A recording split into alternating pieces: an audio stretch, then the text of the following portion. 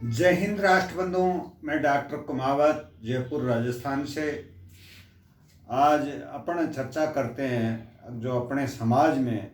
जो सबसे बड़ी समस्या आज के समय में उभर कर के आ रही है कि लड़के और लड़कियों के जो रिश्ते हैं वो नहीं हो पा रहे हैं। हर बाप अपनी बेटी के रिश्ते के लिए ये सोच रहा है कि मेरी बेटी का कहीं रिश्ता हो जाए, और बेटे का जो बाप है वो भी ये सोच रहा है कि मेरे बेटे का भी कहीं रिश्ता हो। अब पहले एक ऐसी परंपरा अपने देश में चली हुई थी कि एक दूसरे से आसपास में कहीं भी योग्य वर देख करके बेटी का रिश्ता कर दिया जाता था और एक दूसरे से कनेक्टेड रहते थे। आज जो समाज है, चाहे किसी भी जाति विशेष की बात मैं नहीं कर रहा हूँ, और जो समाज के लोग हैं वो एक दूसरे से मेलजोल ही नहीं है, उनकी जान पहचान नहीं है,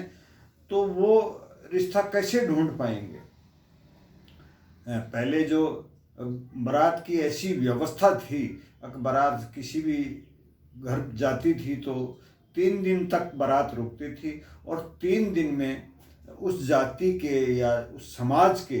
ऐसा कोई दरवाज़ा नहीं होता था जहाँ कोई समाज बंधु, चाहे वो 5 मिनट के लिए जाए चाहे वो 1 घंटे के लिए जाए, और वो जाता था, एक दूसरे से घुलते मिलते थे, परिचय होता था। उस परिचय के अभाव में एक दूसरे से के रिश्ते, एक किसी शादी में जाते थे तो कोई ना कोई 2-3 रिश्ते और तय करके आते थे। और उस टाइम में जो पटेल हुआ करते थे वो निस्वार्थ भावना से, कोई उनके स्वार्थ नहीं होता था, और निस्वार्थ भावना से पूरे गांव का अगर कोई पटेल होता था तो वो उसके हिसाब से देखता था कि ये बेटी है, इसका रिश्ता उस घर में अगर तय कर दिया जाए तो दोनों परिवारों के विचार भी मेल खाएंगे और बेटे और बेटी का जो आगे का जीवन है वो भी सुखमय रहेगा। अभी कुछ सालों से जो कम खर्चे के लिए या अच्छी चीज़ है, अक्सर बारात 1-2 घंटे के लिए जाती है और जा कर के वो जो भी संस्कार होते हैं, खाना वाना खाया और सीधा बस में बैठ जाता है, तो एक दूसरे से परिचय ही नहीं हो पाता है। एक दूसरे से अगर कोई समाज बंधु कहीं अननोन आदमी मिलता है तो उससे तो रामा श्यामा भी करना आदमी नहीं चाहता है। तो उन लोगों के लिए ये बहुत ही एक तरह से गंभीर समस्या हो गई। आज के जो पटेल हैं या जिनको वो अपने आप को ये समझते हैं कि हम समाज सेवी हैं और वो रिश्ते तय करवाने की बातें तो करते हैं, लेकिन उनमें वो कहीं ना कहीं ऐसे बेमेल रिश्ते करवा देते हैं। अब उनको चाहे वो स्वार्थ की भावना से हो, चाहे एक रिश्तेदारों के उल्टे सीधे दबाव से हो, और वो रिश्ते बाद में खटाई में पड़ जाते हैं। कल के अखबार में मैंने एक नावा का अखबार में पढ़ा, एक बेटी ने सुसाइड की। अच्छी पढ़ी लिखी बेटी थी, अच्छे विचारों की बेटी थी, लेकिन एक ऐसी परिपाटी ने उस बेटी का जीवन ले लिया जो एक तरह से समाज के लिए कलंक है। एक नई परिपाटी शुरू की है लोगों ने, हार करके। बेटी और बेटा अगर किसी के है तो एक आटा साटा करते हैं, जिसे आटा साटा कहते हैं। अगर किसी बेटी का रिश्ता करते हैं तो उसके रिश्तेदारी में से कहीं बेटी उस बेटी के भाई के रिश्ता तय करवाने की एक जो ये माध्यम होते हैं जिन्हें बिचौलिए कहते हैं, वो इस तरह का एक जुगाड़ कर देते हैं। और वो ये नहीं देखते हैं कि इस बेटी और इस बेटी के परिवार और इस बेटे या इस बेटे के जो परिवार हैं उनके विचार भी आपस में मिल रहे हैं या नहीं मिल रहे हैं।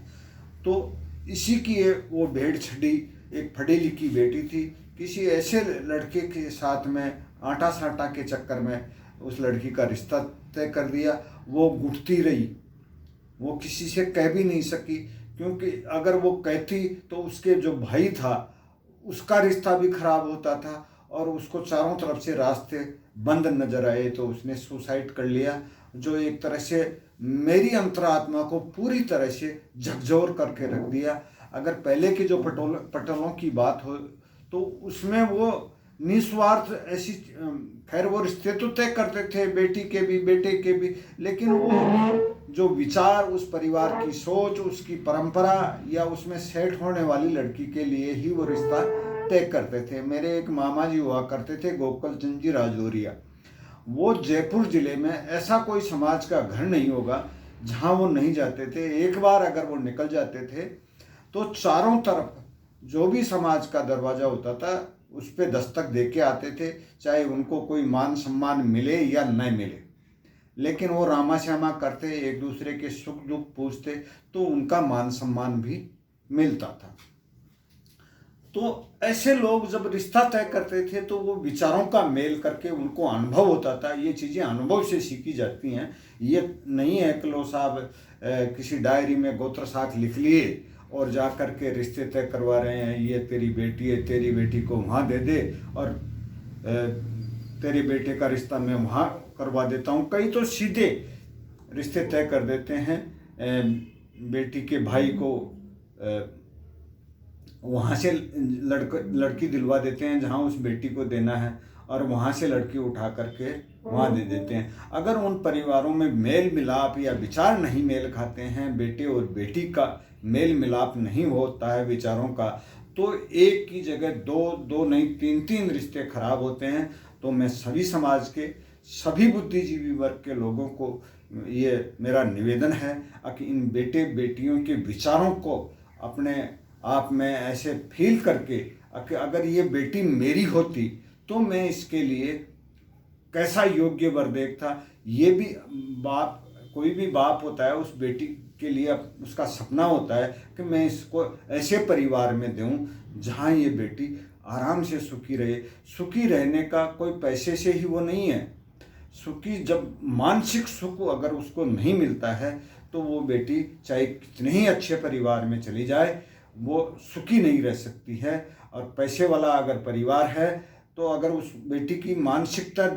बिल्कुल छोटी है तो वो पैसे वाले भी, मैंने कई ऐसे देखे हैं जो पैसे वाले भी धरातल पे आ जाते हैं। उसका रीज़न यही होता है कि वो बेटी और बेटे का जो परिवार होता है उनके विचार आपस में मेल नहीं खाते, उनकी जो सोच है वो एक दूसरे से मेल नहीं खाती हैं, जिससे उनका जीवन, जो जिसे दाम्पत्य जीवन अपन कहते हैं, वो एक तरह से नरकमय बन जाता है।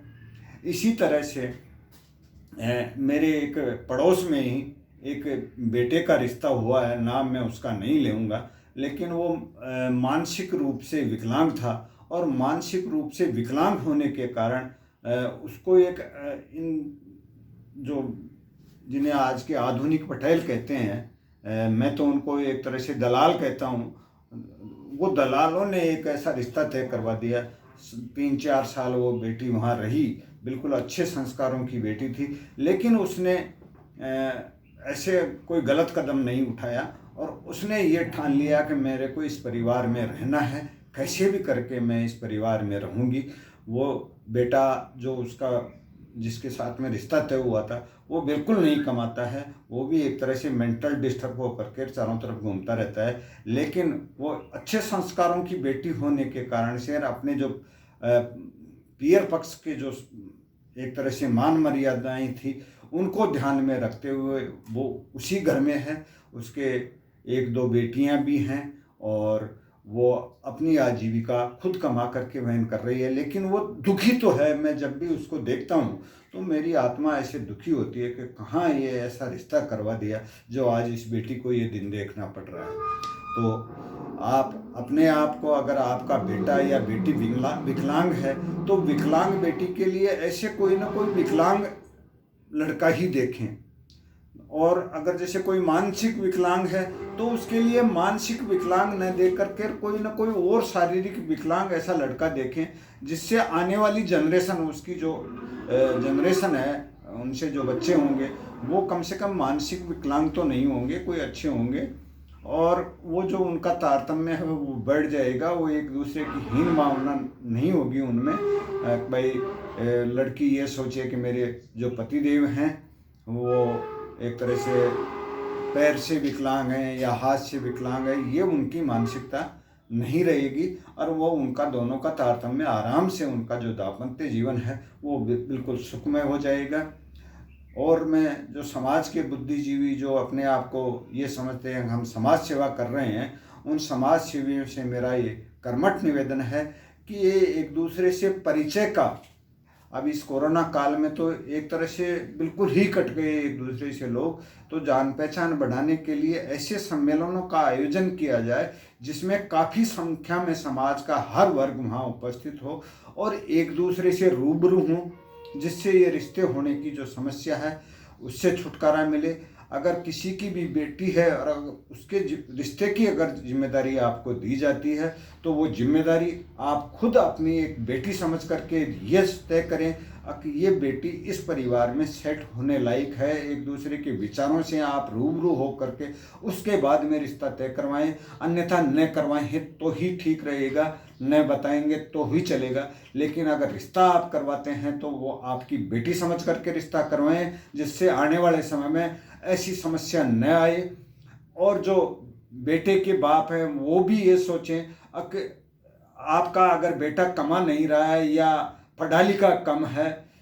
मैं जैसे पढ़ाई लिखाई को भी ज़्यादा महत्व नहीं देता हूँ, उसकी सोच या उस बेटे में आप ऐसे संस्कार डालें जिससे वो उस बेटी के या जो उसके समकक्षी, तो पहली बात तो बेटी की जो एजुकेशन है उसके समकक्षी बेटा ढूंढे और वो भी ऐसा सोचें कि ये बेटा इस बेटी को आराम से इसके जो सपने हैं उनको पूरा कर पाएगा या नहीं कर पाएगा, ये सोच करके तय करें। ये नहीं है कि ये मेरा बेटा है, ये चाहे आवारा ही घूम रहा है वो, लेकिन वो ये सोचते हैं कि मेरा बेटा है सुधर जाएगा। उसको या तो पहले सुधारें उसके बाद में रिश्ता तय करें, अन्यथा अगर वो अविवाहित भी रह जाएगा ना तो कोई दुख की बात नहीं है। अगर रिश्ता हो करके खराब होता है तो दोनों परिवारों की तोहिन होती है। और आप